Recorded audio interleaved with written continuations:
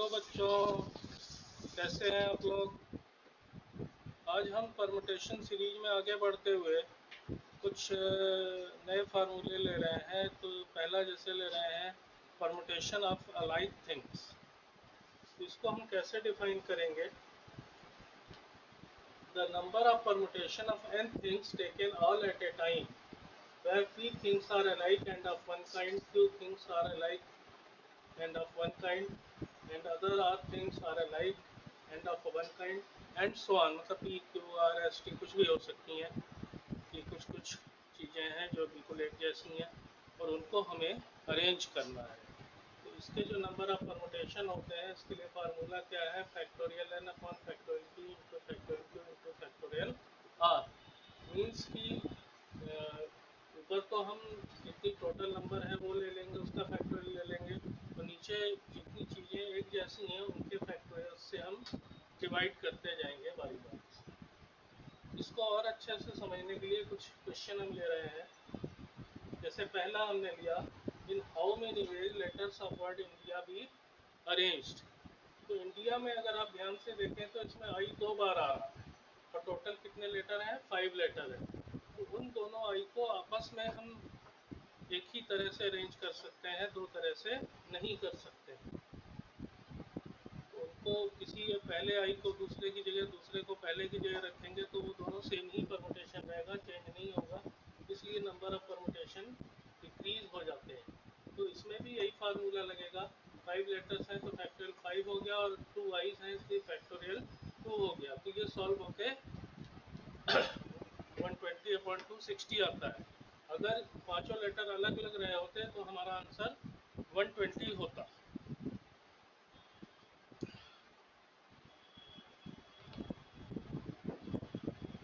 दूसरा क्वेश्चन हमने लिया है, how many signals can be made by 2 blue 2 red and 5 yellow flags on a pole at the same time. ये कोई पोल है, उस पर हमको ये 9 फ्लैग्स एक साथ फैलाने हैं, होस्ट करने हैं, और जिसमें से 2 ब्लू है, 2 रेड है और 5 येलो हैं। तो इनको हम कितने तरह से कर सकते हैं, इसके भी कितने परमुटेशन होंगे।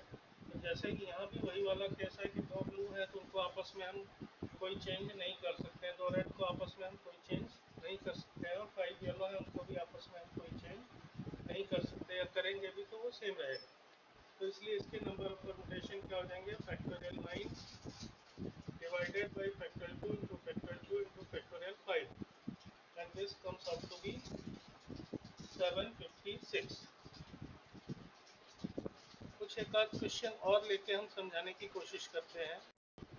एक क्वेश्चन हमने और लिया है, देखिए, how many numbers can be formed with the digits 1 2 3 4 3 2 1 so that odd digits always occupy odd places.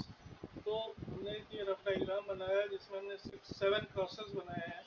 तो ये first position, second, third, fourth, fifth, six, seventh, 7 positions हैं।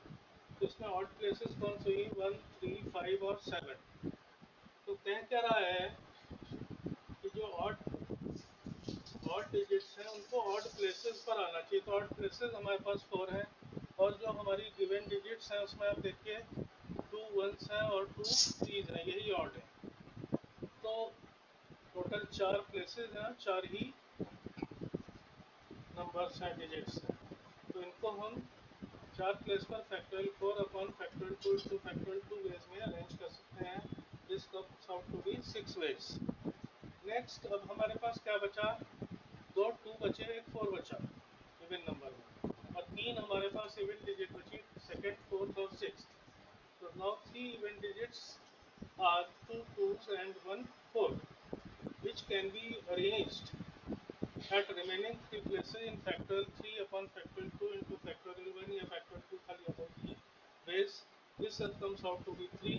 तो इसलिए टोटल नंबर ऑफ वेज क्या हो गए, 6 इंटू 3 18 हो गए।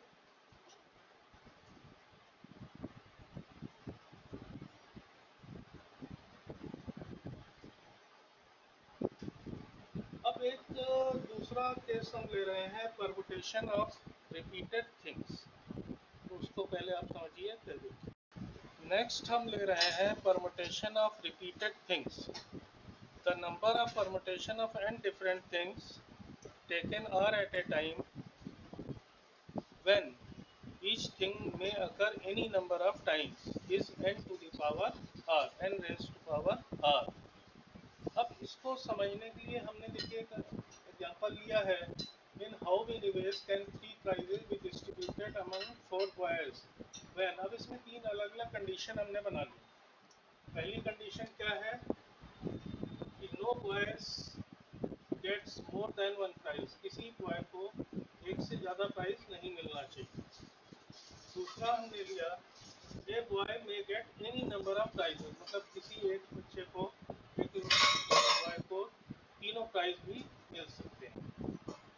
और थर्ड हमने लिया no boy gets all the prizes. तो पहले फर्स्ट वाला केस डिस्कस करते हैं कि no boy gets more than one prizes. तो ऐसी हालत में जो फर्स्ट प्राइज है वो 4 बॉयज हैं, चारों बॉयज में से किसी को हम 4 वेज में दे सकते हैं। जब एक बच्चे को हमने, एक बॉय को हमने कोई एक प्राइज दे दिया, फर्स्ट प्राइज दे दिया, तो उसको दूसरा तो देना नहीं है, क्योंकि कंडीशन ही यही no boy gets more than one prize. तो अब बचे कितने, 3 बॉयज। तो सेकंड प्राइज के लिए हमारे पास 3 ही ऑप्शन बचते हैं। तो second prize may given remaining 3 boys in 3 ways. अब फर्स्ट भी दे दिया, सेकंड भी दे दिया, 2 बॉयज को हमने दे दिया किसी को। अब कितने बॉयज बचे, 2, और प्राइस बचा है 8, थर्ड। तो थर्ड प्राइस के लिए हमारे पास खाली 2 ऑप्शंस होते हैं। तो third prize may be given to remaining 2 boys in 2 ways. तो इसलिए टोटल नंबर ऑफ वेज क्या हो गए, 4 इंटू 3 इंटू 2 24 हो गया इस केस में। लेकिन अगर हम सेकंड केस को डिस्कस करते हैं, how many a boy may get any number of prizes, यानी चारों बच्चों में से किसी को भी कितने भी प्राइज मिल सकते हैं। एक भी मिल सकता है, 2 भी मिल सकता है, तीनों भी मिल सकते हैं। तो पहले प्राइज के लिए हमारे पास कितने मेथड हो गए, 4 वेज हो गए। इसी तरह दूसरे के लिए भी 4 वेज, क्योंकि 4 बॉयज है, तीनों के लिए 4 वेज हो गए। तो टोटल नंबर ऑफ वेज क्या हो गया, 4 इंटू 4 इंटू 4 मीन्स वही n to the power r वाला देखिए लग गया यहाँ, 4 टू दी पावर 3 मीन्स 64 हो गया। लेकिन ये केसेस वो हैं कि जिसमें किसी एक बच्चे को, या इसमें 4 केसेस वाले भी हैं कि किसी एक बच्चे को तीनों प्राइज भी मिल सकते हैं। तो थर्ड केस हमने लिया no boy gets all the prizes. तो वही 4 केसेस अगर हम यहाँ से माइनस कर दें 64 में से, तो 64 माइनस 4 60 आता है। तो ये क्या होगा, इसमें तीनों प्राइज एक ही बच्चे को, एक ही बॉय को नहीं मिलेंगे। तो I think point will be clear to all of you. Still, if you have any problem, please ask me. And to get regular updates, please subscribe my channel Alpha Tutorials 888 and press the bell icon. Thank you.